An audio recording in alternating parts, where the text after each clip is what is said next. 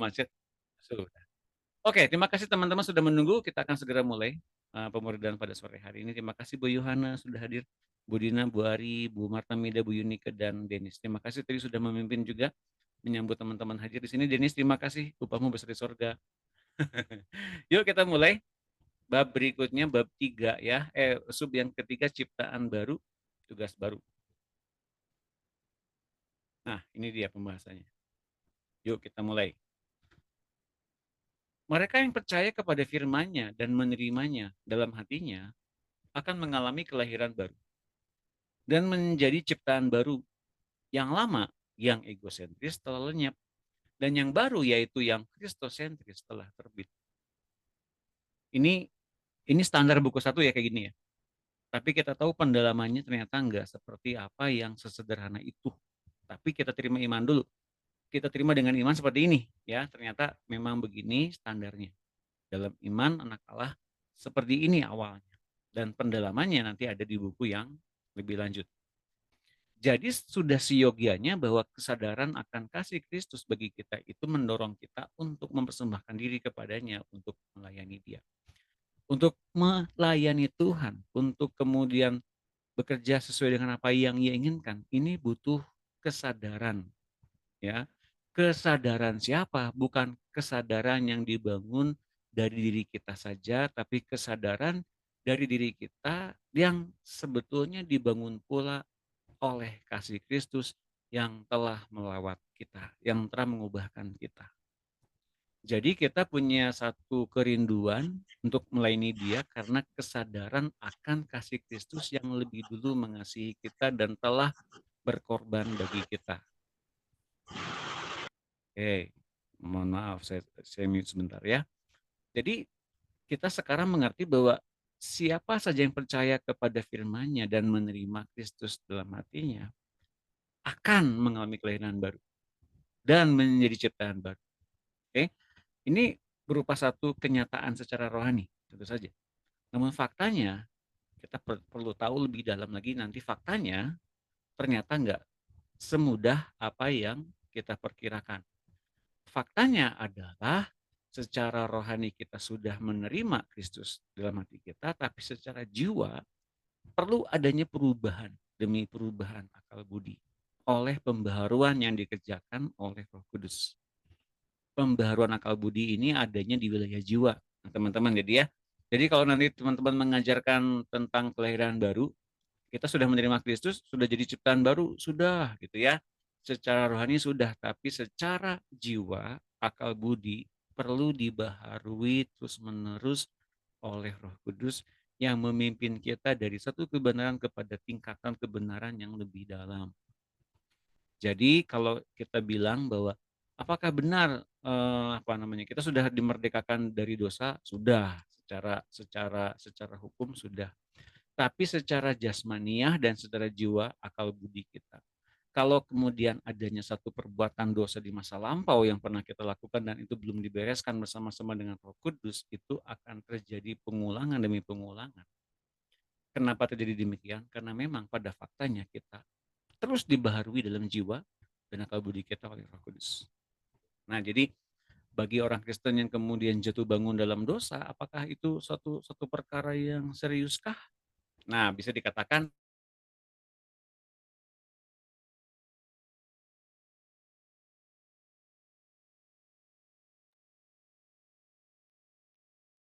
Ngomong apa? Suaranya hilang, Pak.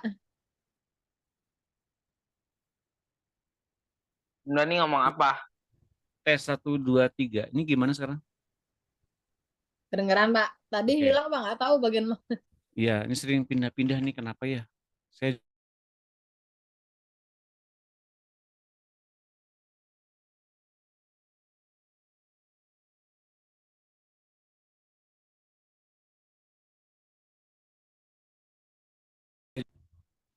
tes 1, 2, 3 ini sering pindah-pindah sendiri, kenapa ya?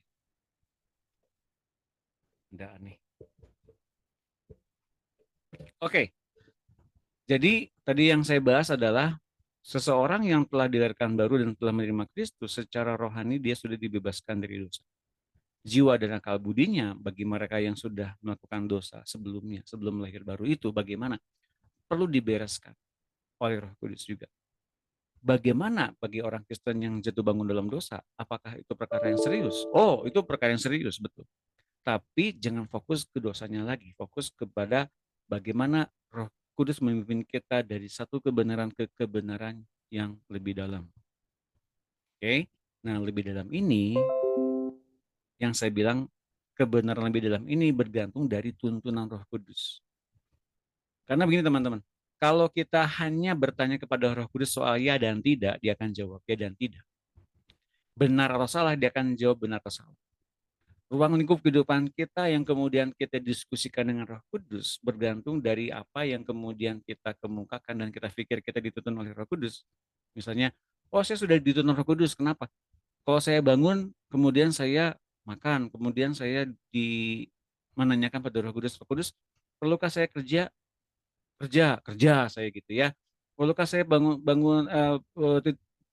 jam 5? Oh iya pulang jam 5. Perlukah saya tidur Roh Kudus? Perlu. Perlukah saya makan malam Roh Kudus? Perlu. Nah cuma gitu doang sebetulnya bukan dipimpin Roh Kudus. Pakai nanya. Teman-teman kalau ternyata seperti gitu yang terjadi itu ada ruang lingkup kehidupan yang kita ingin dapatkan dan kita hanya ingin mendapatkan yang nyaman dan aman menurut kita saja. Nah, pimpinan Roh Kudus tidak saja masuk ke dalam level bagaimana dia dibangun sebagai seorang hamba Tuhan, sebagai seorang gembala, pengajar, tapi lebih dari itu, bagaimana kemudian setiap orang Kristen jadi orang-orang yang memanifestasikan Kristus. Kalau di masa-masa kanak-kanak kita kemudian mendapatkan satu pengertian bahwa kita diurapi untuk satu tujuan. Kita diurapi untuk satu maksud tertentu dalam kerajaan Allah. Itu bagus, itu benar. Tapi ingat, kalau kita sudah masuk ke dalam pendewasaan, nanti lebih lanjut lagi bahwa yang hidupnya bukan kita lagi. Bukan kita yang berurapan lagi, bukan kita yang punya kehendak lagi, bukan kita yang punya kedagingan lagi. Tapi Kristus yang kemudian punya urapannya, Kristus yang punya keinginannya, Kristus yang punya kehendaknya, yang kemudian melanjutkan apa yang dulu belum ia sempurnakan. Bukankah pekerjaan sudah sempurna, Pak? Sudah. Tapi lewat diri anak-anak Allah, belum. Nah, membawa anak-anak Allah masuk ke dalam kemuliaan adalah pekerjaan Kristus selanjutnya. Ini yang perlu kita garis bawahi.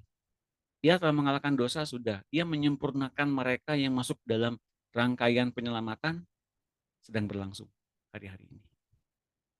Jadi kalau ternyata orang Kristen berpikir dan bermandang bahwa selamat tetap selamat, apakah benar?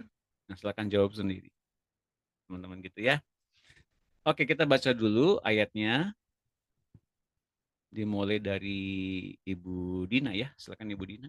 2 Korintus 5 ayat 17. 2 Korintus 5 ayat 17. Jadi siapa yang ada di dalam Kristus, ia adalah ciptaan baru, yang lama sudah berlalu, sesungguhnya yang baru sudah datang. Terima kasih Bu Dina. Roma 12 ayat 1, Ibu Ari.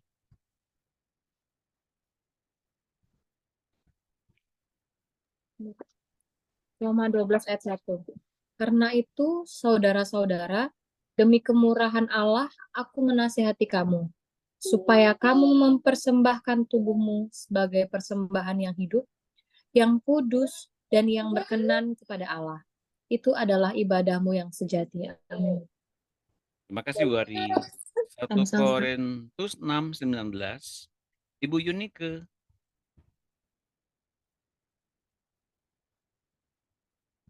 Ada Bu Yunike? Hujan katanya. Iya, Oke. Pak. Ya. Oh, lagi di jalan? Iya, Pak. Oh, apakah bisa baca atau kasih ke orang lain dulu? Bisa, Pak. Oke, terima kasih loh. Ayat berapa? 1 Korintus 6:19. Nggak kelihatan, Pak, tulisannya. Oke, udah ganti aja. Kasihan. Ibu Marta, tolong. Iya Pak, terima Ya, kasih. terima kasih Bu Marta. Ya Pak Salim. 1 Korintus 6 ayat 19. Atau tidak tahukah kamu bahwa tubuhmu adalah bait Roh Kudus yang diam di dalam kamu, Roh Kudus yang kamu peroleh dari Allah, dan bahwa kamu bukan milik kamu sendiri. Amin. Yes, terima kasih. Siapa yang belum? Oke, Ibu Yohana ada? Efesus 2:10. Bisa Pak, saya Pak. Oh, boleh Bu Yunike? Bisa. Oke, silakan Bu Yunike. Yesus 2 ayat 10 karena kita ini buatan Allah diciptakan dalam Kristus Yesus yang Untuk dipersiapkan sebelumnya. Ia mau supaya kita hidup di dalam dalamnya. apa ini? Ya, terima kasih Di Bu dalam. Yunike. Ya, cukup. Oke Pak. Terima kasih. Maaf ya, Selamat hati di jalan ya. Safe trip. God bless you. Iya Oke. Pak. Nah, mari kita lihat dalam 2 Korintus 5:17, siapa yang ada dalam Kristus. Artinya siapa yang sudah menerima Kristus dan Kristus bekerja penuh dalam dirinya, berkata-kata dalam dirinya ya. Siapa yang ada dalam Kristus? Ia adalah ciptaan baru, yang lama sudah berlalu, sesungguhnya yang baru sudah datang. Hidup Kristus yang baru dalam diri manusia. Pikiran Kristus itu ada dalam akal budi manusia. Perasaan Kristus ada dalam jiwa manusia, yaitu kita semua. Jadi kita ini bukan lagi kita yang dulu. Pak, tapi masihkah kita bisa punya perasaan, pikiran, dan cara pandang yang dulu? Masih bisa, kalau kita mau. Dan kalau kita pun memiliki hidup, cara pandang, dan karakter Kristus pun itu adalah pilihan. Mau nggak menghidupkannya? Setiap hari, bahkan setiap saat itu adalah pilihan-pilihan. Nah, pilihan-pilihan yang kita buat itu menyebabkan sejauh mana kita mengasihi Tuhan Yesus.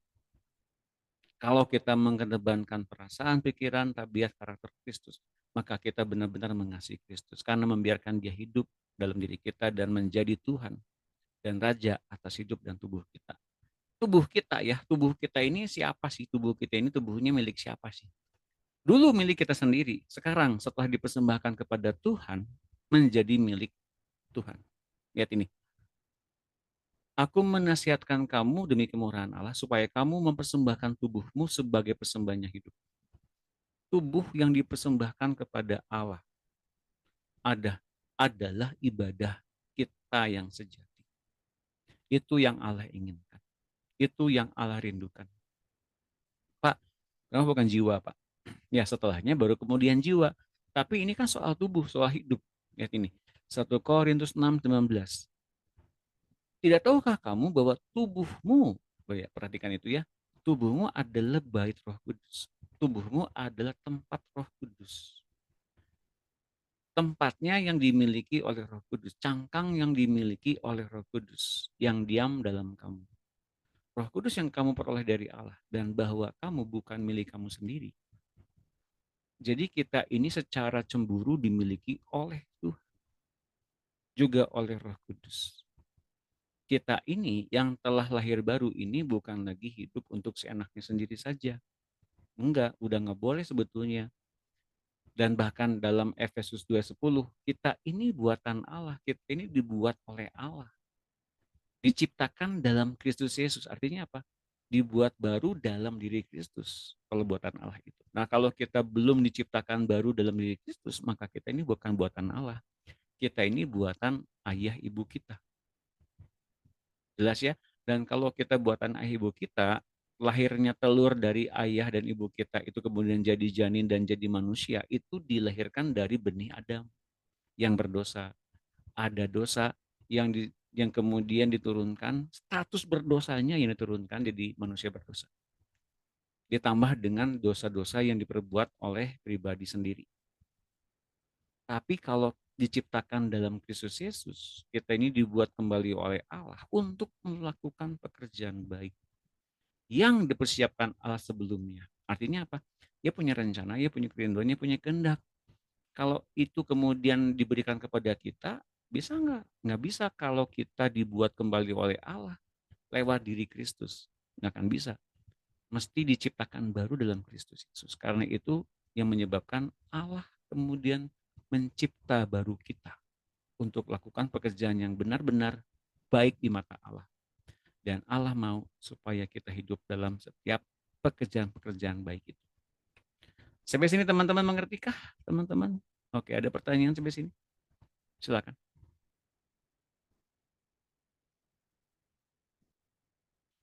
Jadi kalau standar orang Kristen pelayanan saja, tapi tanpa dicipta baru oleh Allah lewat hidupnya Kristus, ya sama aja bohong. Pelayanan ternyata untuk egosentris pribadi, untuk mungkin untuk aktivitas rohani yang tampaknya kita berkarya di situ untuk Tuhan. Tapi itu bukan untuk Tuhan sebetulnya. Tapi untuk siapa? Untuk egosentris kita. Ini membedakan buku satu ini yang menjadi dasar yang kemudian banyak sekali orang-orang masih belum terima.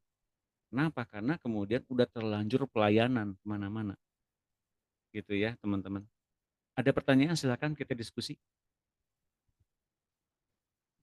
Ingat loh ini diskusi ya. Oh, silakan. Bu Marta Mida boleh silakan. Iya Pak, terima kasih. Itu Pak, tadi kan kalau setelah kita menyadari bahwa kita sekarang udah kelahiran baru dalam arti bukan hanya dari ayah ibu. Nah, Ya. bagaimana memberi pengertian ke seseorang untuk dia selain harus mengalami Tuhan untuk menjadi kelahiran serupa segambar seperti Allah gitu Pak. Terima kasih. Oke. Satu, yang membuat orang Kristen jadi sadar bahwa dia ini memang dicipta baru, harus dicipta baru dalam Kristus untuk dibuat kembali oleh Allah, itu sebetulnya kerinduan Bapa, bukan kerinduan seseorang. Jelas ya? Jadi Allah rindukan itu yang ditanamkan dalam diri manusia, siapapun mereka, agama apapun mereka. Kalau kita paksain orang yang belum sadar, ya gak akan sadar-sadar. Jelas Bu Marta ya? Jadi inisiatif datangnya dari Allah.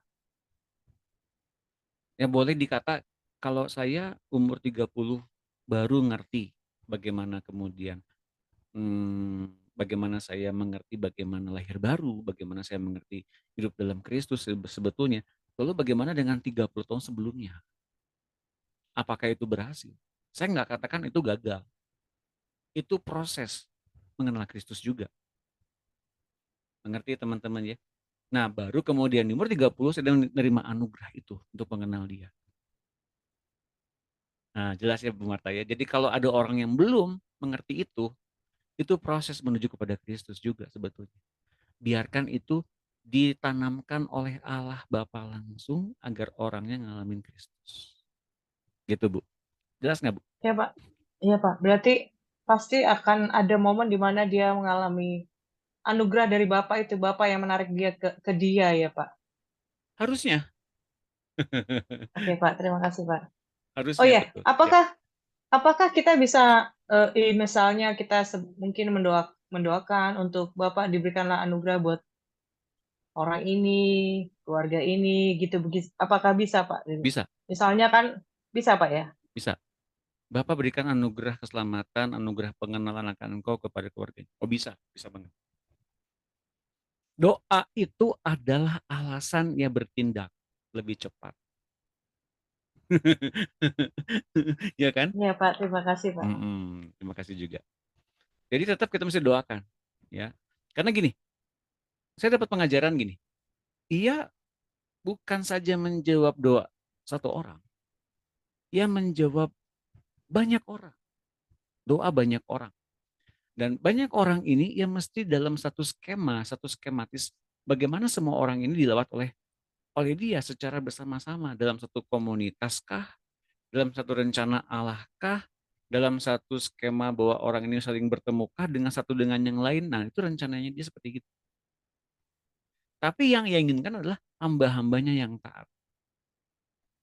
Misalnya gini, kalau hamba-hambanya nggak taat, ia nggak akan bisa jadi perpanjangan tangan Allah, di mana kemudian orang membutuhkan jawaban doa. Tanda-tanda dari Tuhan. Nah, setiap hamba-hamba yang taat, itu akan menjalankan satu tugas yang mulai seperti itu, untuk membangun setiap orang yang kemudian imannya masih lemah, ya, masih butuh tanda-tanda, dan kemudian tanda-tanda itu ada dalam diri setiap hamba-hamba Allah untuk datang kepada mereka, dan mereka dibangun oleh iman yang tepat, karena mereka yang berdoa kepada Tuhan seperti tersembunyi seperti begitu dijawab oleh orang lain yang sebetulnya memang didorong oleh Tuhan untuk datang kepada Dia. Gitu teman-teman. Gitu Bu Marta. Jadi pada faktanya Allah butuh sarana. Dia butuh kita. Mungkin ada orang ya yang bilang begini. Kalau kita kemudian tidak ikut rencana Allah, kitanya rugi. Ya. Atau apa? Tuhan nggak ambil untung dalam setiap hal anak-anak manusia yang nggak mau ikut rencana Dia. Kalau mau ke neraka lah. Oh tidak. Tuhan merindukan satu jiwa saja Ia perhatikan. Ia tidak ingin satu jiwa pun terhilang, satu manusia pun terhilang. Jadi teman-teman di sini harus mengerti ini ya. Tuhan merindukan satu jiwa pun jangan sampai terhilang, meskipun itu masih belum dalam Tuhan sekalipun. Mengertikah itu? Jadi Ia butuh sarana. Doa adalah salah satu sarana untuk kemudian Ia melawat orang-orang itu. Gitu Bu. Bu Marta. Terjawabkah? Iya Pak, yang tadi Bapak bilang sebelumnya, berarti apakah bisa jadi bukan saat ini mungkin momen di mana ada yang menyiram, menanam, ada yang menyiram, itu maksudnya seperti itu ya Pak? Oke. Mungkin saat ini, tapi next time pasti Tuhan punya, pastilah tetap jalurnya dia akan masuk ke dalam jalur keselamatan itu gitu ya Pak. Terima kasih. Oke. Kalau ternyata pertanyaannya begini, Pak, saya udah berdoa nih, tapi belum ada jawaban dari Tuhan. Oh, saya mau nanya dulu, yang kamu harapkan jawaban seperti apa? Ya sesuai dengan apa yang saya minta, Pak. Ah, nggak kayak gitu. Itu adalah egosentrisnya manusia yang berdoa kepada Tuhan meskipun terbilang sebagai hamba Tuhan. Ketika seorang berdoa kepada Tuhan, langsung jawab dengan caranya, dengan rencananya, dengan kerinduannya. Bukan dengan cara si hamba Tuhan ini, bukan dengan kerinduan seperti si hamba Tuhan ini, tapi caranya, kerinduannya Tuhan seperti apa. Dia udah jawab. Di hari kita berdoa.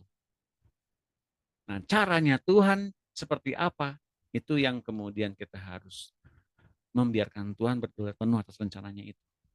Mungkin ya yang ia pakai adalah orang lain yang menanam, menyiram, bahkan memberi pertumbuhan. Tapi semua orang yang menyiram, menanam, memberi pertumbuhan upahnya sama. Karena sebetulnya yang memberikan pertumbuhan sejatinya adalah Allah sendiri. Gitu Bu. Gitu Bu Marta. Jelas ya? Iya Pak, terima kasih Pak. Ya saya mau garis bawahi, kalau kita berdoa, kalau Tuhan belum berikan jawaban, artinya apa? Kita udah punya jawaban duluan lebih daripada Tuhan. Pastikan kita berdoa, ini kita ngalamin Tuhan. Ketika kita berdoa, kita berhadapan dengan Tuhan yang segala sesuatunya Dia yang udah rencanakan. Kita mesti masuk ke dalam rencananya. Dan pastikan bahwa iya memang punya rencana, kita masuk ke dalam rencananya itu. Kalau kemudian kita masih punya rencana di tangan kita, dan kita pasti bilang Tuhan belum jawab, artinya kita udah punya jawaban duluan. Jelas maksud saya? Jadi pastikan ini, ketika kita berdoa, meminta Tuhan menjawab, Dia udah jawab. Nah pastikan iman kita masuk ke dalam rencana Tuhan itu. Seperti apa langkah berikutnya? Itu teman-teman. Oke jelas ya? Mudah-mudahan ada pertanyaan dari apa yang saya bilang barusan.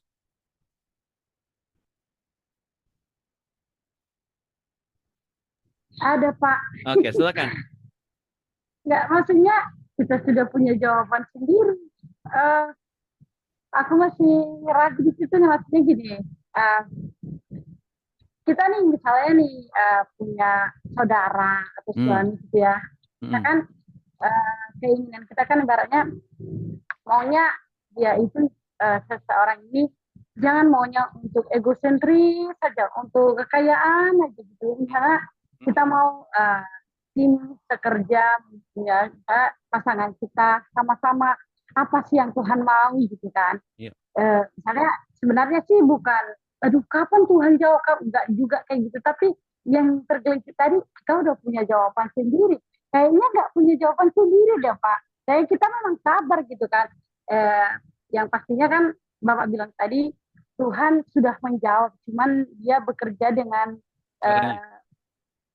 keinginannya gitu, cara-caranya gitu. Kita yakin itu karena doa kita itu tidak pernah sia-sia gitu ya Pak. Betul. Tapi yang tergelincir tadi kita punya jawaban sendiri. Saya tidak punya jawaban sendiri gitu loh Pak. Maksudnya gitu. Ya, Maksudnya di mana? ya. Jawaban yang kita ingin dengarkan dari Tuhan itu ternyata Tuhan nggak ngomong. Misalnya nih ya, Tuhan A atau B gitu ya. Kita ini udah punya jawaban B. Nah Tuhan nggak ngomong B atau A-nya. Kenapa? Karena bukan soal A atau B-nya. Ternyata hati kita yang bermasalah. Gitu loh. Jadi kadang-kadang banyak orang Kristen berdoa dan nggak ada jawaban dari Tuhan karena mereka udah punya jawaban duluan tuh. Karena kemudian dia punya rencana, dia udah punya kehendak, dia udah punya satu hati yang licik untuk kemudian mengafirmasi jawaban atau keinginan mereka di depan Tuhan dan Tuhan luluskan itu. Sebetulnya Tuhan dia punya rencana sendiri sebetulnya. Entah itu kemudian kita pikir itu buruk atau salah atau enggak benar ya. Dia punya rencana sendiri. Ingat, Tuhan menjawab doa seseorang bukan berarti dia kemudian melalaikan yang lain.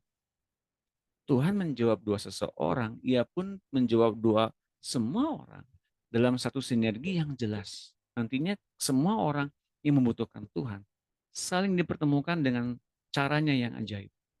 Dalam satu kejadiankah, dalam satu proses pertumbuhankah, dalam satu proses kemudian dalam satu kasus yang kemudian apa namanya digamblangkan di sosial media dan semua orang dapat pengertian yang sama, ya siapa tahu seperti itu.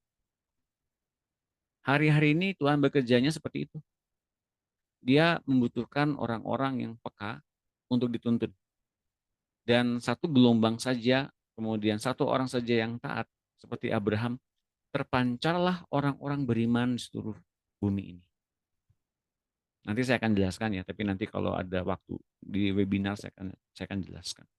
Bagaimana kita bisa mendapatkan iman anak Allah sejelas itu.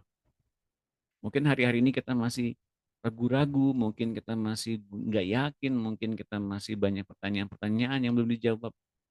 Nanti kalau saya dapat kesempatan di webinar, saya akan jelaskan. Gitu Bu Dina. Iya, udah ngerti Pak, udah ngerti Pak. Ya, Kasih ya. Pak. Makasih. Jadi jawaban di tangan itu kita udah ngasih jawaban duluan. Kita udah mengafirmasi dan Tuhan kita ingin Tuhan luluskan apa yang kita inginkan itu. Seperti berpuasa ya, berpuasa kemudian kita ingin dapatkan apa yang kita inginkan dan tanda kutip ya Tuhan laksanakan gitu apa yang kita inginkan. Sebetulnya yang terjadi urapan kita ini membesar dan kemudian kita kemudian mempunyai satu urapan tertentu yang membuat itu jadi. Bisa jadi itu bukan rencana Tuhan juga. Bisa jadi seperti itu. Tapi suatu saat nanti itu akan didewasakan. Akan didewasakan seperti apa? Agar kita kemudian mengerti bukan kita yang berurapan lagi, tapi kita yang mempunyai Kristus yang punya urapan dalam diri kita. Contohnya gini. Ini seturun dengan pribadi ya. Iblis takut nggak sama kita? Jawabannya apa? Iblis tidak takut sama kita, tapi iblis takut sama Tuhan yang ada dalam diri kita. Jelaskan, kenapa? Karena Tuhan yang berkuasa, bukan kitanya. Tuh. Karena kita dimasuki oleh, karena tubuh kita dimasuki oleh kehendaknya, karakternya, keinginannya, gitu. Itulah sebabnya kita nothing tanpa Tuhan, tidak bisa apa-apa tanpa Tuhan. Gitu. Oke. Bagus, tepuk tangan. Ada pendapat yang lain? Iblis takut nggak sama kita? Silakan, ada yang mau coba jawab? Jangan takut-takut loh, saya nggak nyalahin. Nggak akan saya tegur kalau salah. Salah tuh gitu ya, enggak. Namanya pengajaran, namanya tingkat pengertian. Semuanya bertumbuh ke arah Kristus. Dan kita belajar untuk mengemukakan pendapat. Itu nggak salah. Silakan.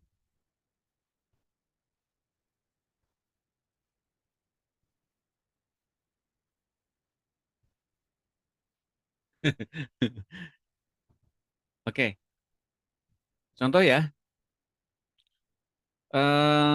ada seorang anak gubernur misalnya gitu ya. Dia pakai mobil gubernur. Terus udah gitu si anak ini kemudian melanggar lalu lintas. Si polisi kemudian memberhentikan gitu ya. Dan kemudian dia tanya surat-surat mana? Ternyata itu atas nama surat dinas, atas nama mobil dinas milik gubernur misalnya. Yang ia lakukan apa? Bersinergi dengan siapa? Bukan saja dengan anak ini, tapi dengan pemilik mobil ini siapa? Nah, tentu kemudian terjadi misalnya kan ini ilustrasi ya. Memang jadinya malah yang ditegur adalah si anak oleh polisi, ya misalnya oleh pihak yang berwajib.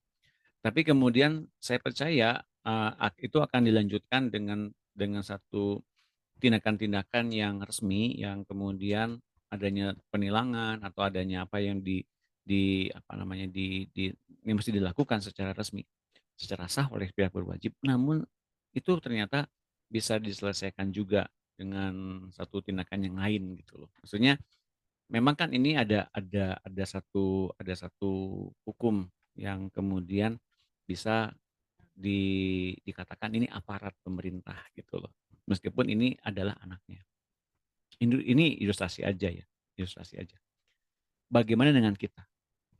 Kita kalau dalam satu pelanggaran ya, kalau kita berpikir doa kita nggak dijawab sama Tuhan, bersyukurlah kita. Tuhan tidak langsung menimpakan yang buruk kepada kita ketika kita bersalah. Nangkep nggak apa yang saya maksudkan?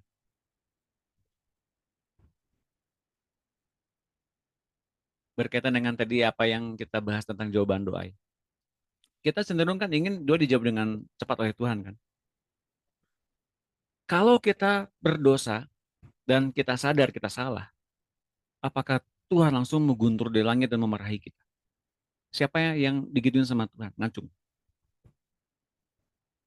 Enggak kan? Enggak kan teman-teman? Enggak, Pak. Enggak ya? Nah, bersyukurlah. Kenapa? Karena kita tahu Tuhan itu menjawab doa dengan caranya. Dan juga Tuhan melindungi kita meskipun kita berdosa dengan caranya. Jadi kalau kemudian kita seolah-olah nggak percaya, seolah-olah kemudian kita kecewa, Tuhan nggak jawab doa, tapi bersyukurlah. Kalau kita bersalah, Tuhan tidak terburu-buru menghukum kita. Mengapa? Teman-teman tahu, kalau teman-teman berbuat dosa, ya, memang Tuhan lindungi kita. Kalau kita benar-benar meminta ampun dengan sungguh-sungguh kepada Tuhan. Konsekuensinya tetap ada. Tapi ingat ini, jangan sampai terhubung dengan Tuhan itu terganggu dengan pihak ketiga, si iblis ini. Karena kita tahu, iblis itu telah dikalahkan oleh Tuhan Yesus di kayu salib 2000 tahun yang lalu. Kitanya belum menang. Nah, teman-teman mengerti ya. Kitanya belum menang. Yang udah menang atas dosa itu Tuhan Yesus, kitanya masih perlu dibereskan. Apa yang dibereskan? Akal budi, jiwanya dan bahkan nyawanya. Nah, proses pergantian nyawa dan kehidupan ini yang dilakukan oleh Tuhan Yesus terus-menerus dilakukan pada saat kapan? Pada saat kita terhubung dengan Tuhan. Meskipun kita punya kelemahan, kita punya banyak dosa, kita punya banyak masa lalu yang tidak begitu mengenakan, tapi Tuhan mampu menghapuskan semuanya hingga tidak ada tuduhan lagi di dalam hati nurani kita. Nah, tuduhan hati nurani ini penting. Jangan sampai kita tertuduh terus-menerus di hadapan Tuhan. Kenapa? Faktanya Tuhan memang seringkali memperdamaikan kita. Meskipun kita banyak kesalahan, ini memperdamaikan kita dengan darahnya. Darahnya itu menghubungkan kita dengan Bapa. Asalkan kita mau nurut aja kepada Tuhan Yesus. Kita dilindungi jelas oleh darahnya itu, oleh kehidupannya itu. Tapi teman-teman kalau nggak pernah terhubung dengan Tuhan Yesus dengan kehidupannya itu, maka mustahil ia bisa lindungi kita. Kenapa? Kemudian kitanya akan dituduh terus-menerus oleh si jahat di hati nurani kita. Dan ini yang melelahkan kita terus-menerus. Ya, melelahkan kita dalam arti gini, kok gini terus ya, kok ada serangan balik ya, pikir serangan balik gitu ya. Padahal sebetulnya itu tuduhan di hati nurani. adanya tuduhan di dalam jiwa itulah yang menyebabkan kita diserang habis-habisan oleh si jahat. Kenapa? Karena kitanya kehilangan jati diri, kealahan dalam diri kita. Kitanya nggak tahu bahwa Allah telah mengampuni kita lewat darah Kristus itu. Kitanya nggak tahu bahwa kita tuh lagi dalam proses penyempurnaan, dalam keadaan sempurna, dalam proses penyempurnaan, dan kita tuh aman dalam pertumbuhan ke arah Kristusnya itu. Hanya ingat, jangan tertuduh oleh hati nurani yang nuduh kita. Ya, mengapa tertuduh? Nah, saya mau katakan mungkin masih belum terhubung dengan Allah sepenuhnya. Kenapa? Karena Allah terhubung dengan kita lewat hati yang baru, bukan hati yang lama. Dengerin hati yang barunya. Teman-teman, jelas ya? Bu Yohana nangkep?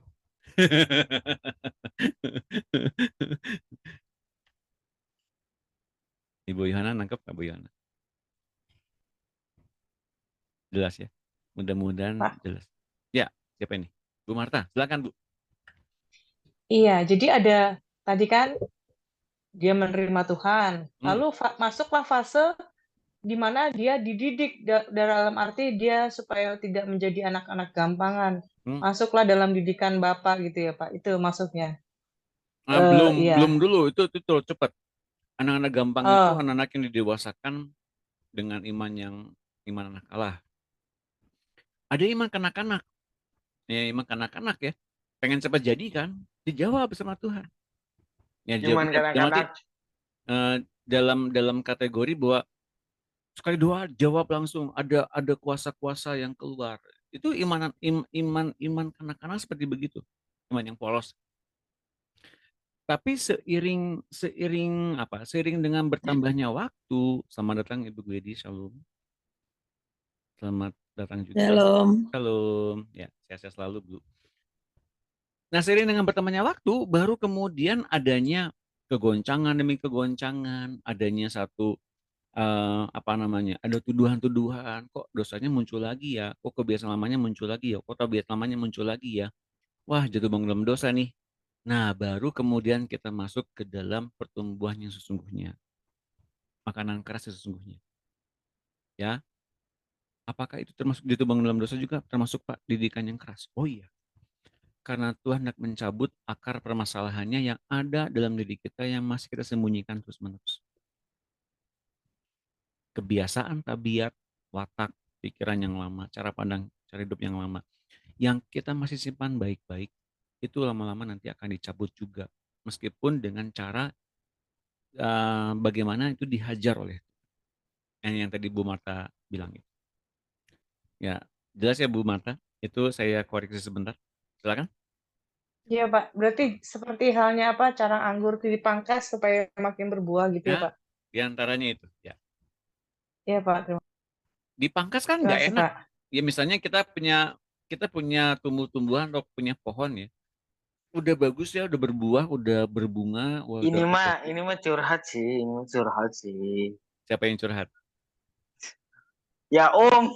Enggak lah. Tanamannya kena semen. Bukan, itu kan karena orang yang nembok. Ini mah ilustrasi. Kalau kita udah punya tumbuh-tumbuhan yang sudah berbunga, berbuah lebat, tiba-tiba nggak berbuah, udah lama kering gitu ya. Ada yang sebagian buahnya busuk. Apa yang perlu kita lakukan? Ranting-ranting harus dibersihkan. Dahan-dahan yang kering, yang kena jamur mesti dipotong. Kenapa?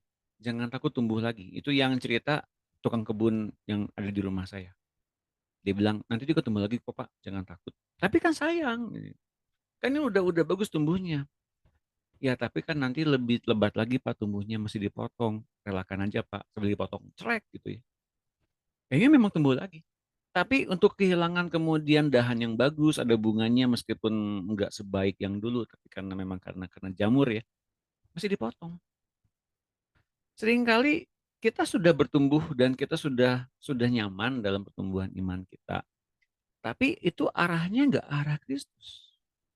Buahnya tampaknya baik gitu ya, baik untuk kita banggakan gitu ya.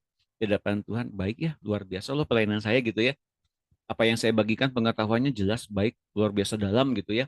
Tapi itu sebetulnya nggak membuat kita jadi membagikan hidup Kristus. Kita cuma bagian pengetahuan aja. Dipotong juga oleh Tuhan. Agar apa?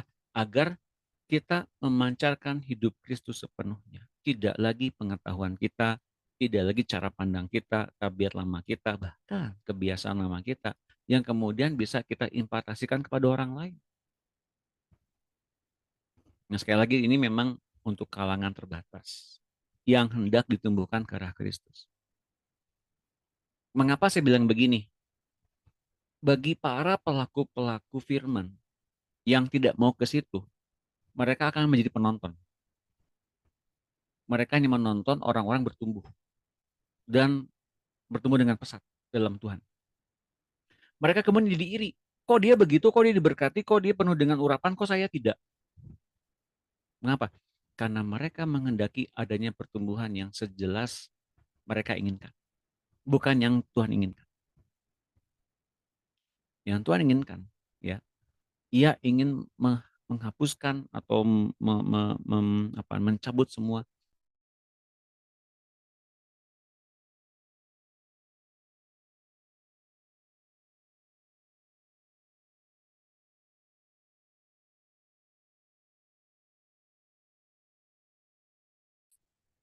yang nembuhin lalang siapa? Ya kita sendiri dengan setiap kebiasaan watak lama kita, cara pandang kita, cara hidup yang lama kita. Itu semua lalang dalam diri kita. Bersanding dengan Kristus, Kristusnya yang hendak penuh, dihalang-halangi oleh kebiasaan kita, cara pandang lama kita, perasaan kita. Itu sebabnya mengapa orang Kristen seringkali nggak nyaman kalau dipotong sama Tuhan. Dipotong apanya? Pelayanannya. Dipotong apa? Pertumbuhannya. Pertumbuhannya. Dalam tanda kutip ya. Dipotong apanya? Urapannya. Kenapa? Dibiarkan diem sama Tuhan, sabatikal, istirahat pelayanan, gak doain orang dulu, tekun aja dengerin Tuhan dulu. Sampai dengan kapan? Saya nggak tahu persis sampai akhirnya manifestasi Tuhannya jelas tumbuh.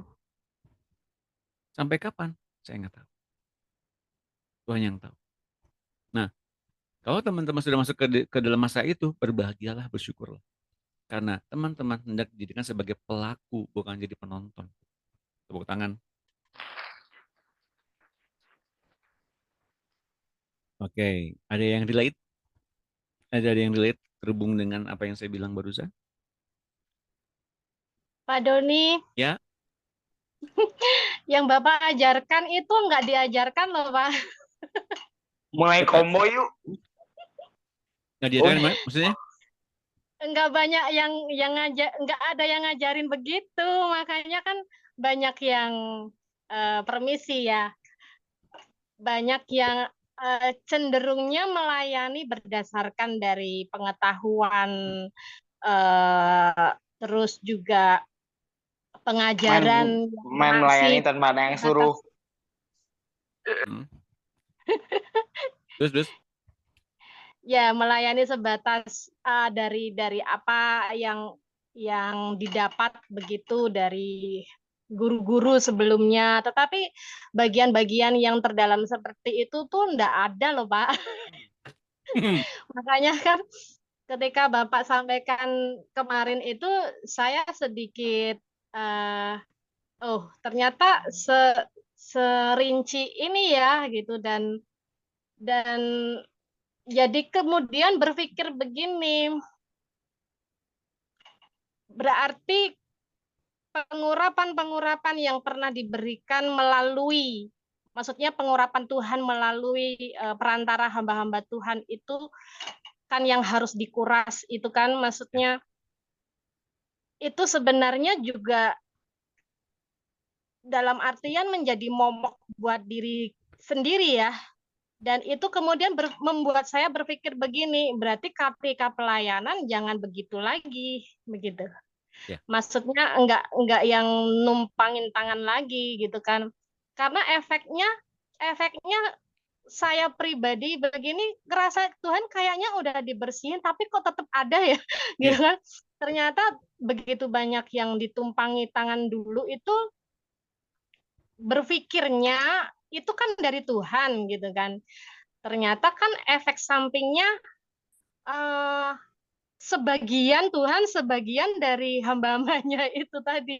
Iya. Jadi itu beresiko sekali dan setelah itu ngefek di dalam tubuh saya jasmani ketika pelayanan itu baru saya ngerasain kok ada yang aneh gitu kan, maksudnya tidak banyak orang itu ngalamin yang saya alami gitu. Saya tanya beberapa orang enggak, tetapi ada orang-orang yang mengerjakan dalam pengurapan seperti saya, mereka sudah mulai merasakan sama gitu dengan tubuh yang sakit semua gitu ketika pelayanan, terus juga dengan ketika terhubung dengan rekan-rekan yang sepertinya bukan bukan tentang sefrekuensi ya, ini berbicara tentang perbedaan prinsip, perbedaan sistem yang mereka pakai gitu.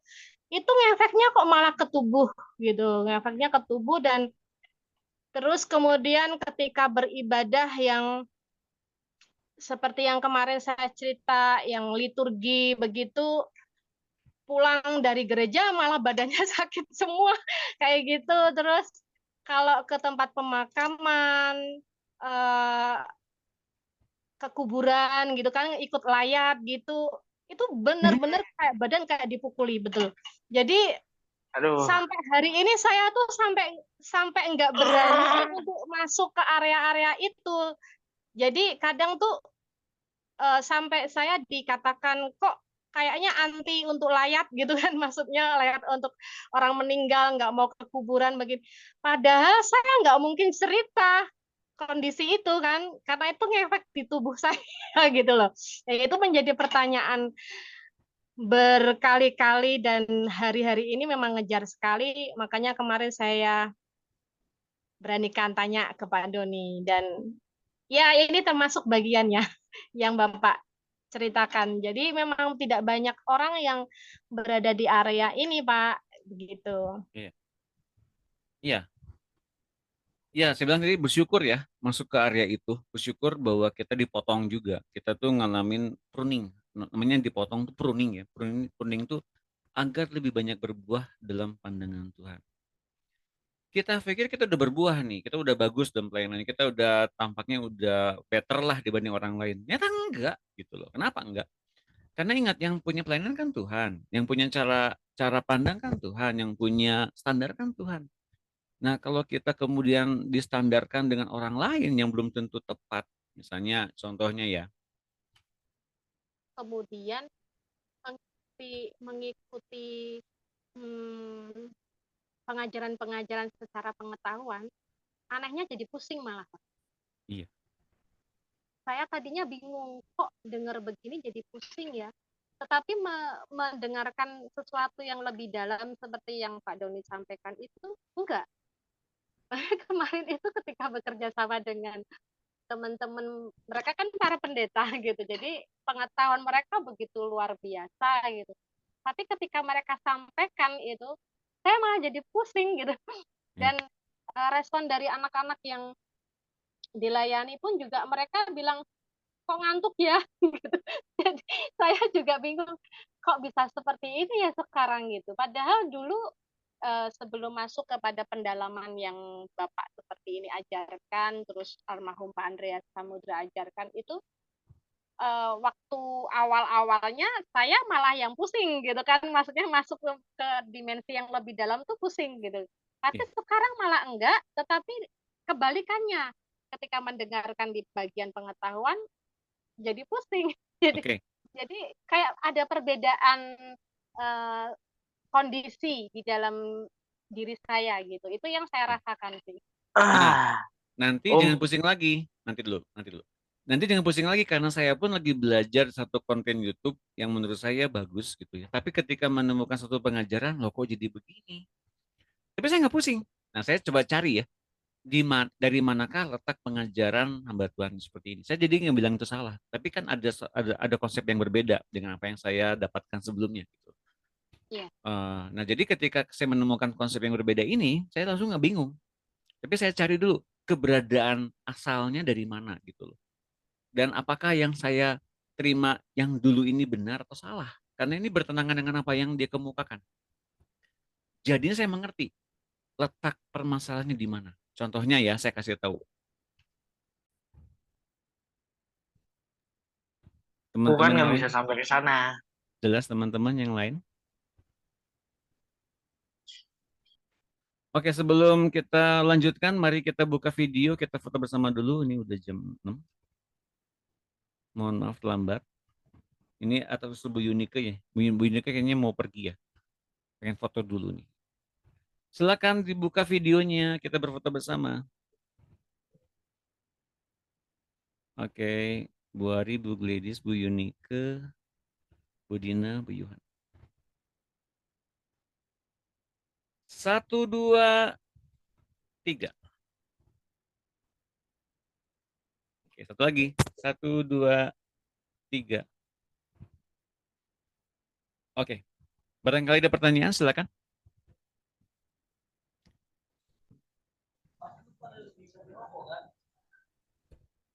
Iya, nggak apa-apa, Bu Gladys. Ada pertanyaan silakan dari Ibu Ari, Bu Marta, Bu Yunike, Bu Gladys, Bu Yohana, Bu Dina.